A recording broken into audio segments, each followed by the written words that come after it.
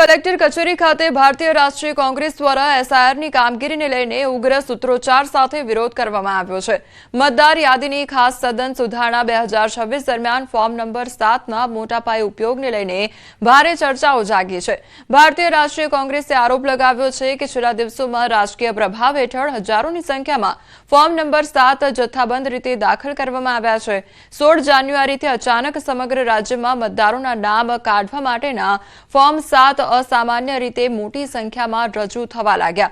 તેથી કોંગ્રેસનો આરોપ છે કે ભાજપ દ્વારા સુનિયોજિત રીતે ચોક્કસ જ્ઞાતિ, ધર્મ અને રાજકીય વલણ ધરાવતા મતદારોના નામ કાઢી નાખવાનો પ્રયાસ થયો છે, જેથી માંગ કરાઈ છે કે 16, 17, 18 જાન્યુઆરીના રોજ જેટલા પણ ફોર્મ 7 સ્વીકારવામાં આવ્યા હોય તે તમામ ઓફિસોના સીસીટીવી ફૂટેજની તપાસ કરાય અને જથ્થાબંધ રીતે ફોર્મ સ્વીકારનાર અધિકારીઓની ભૂમિકાની પણ તપાસ કરાય।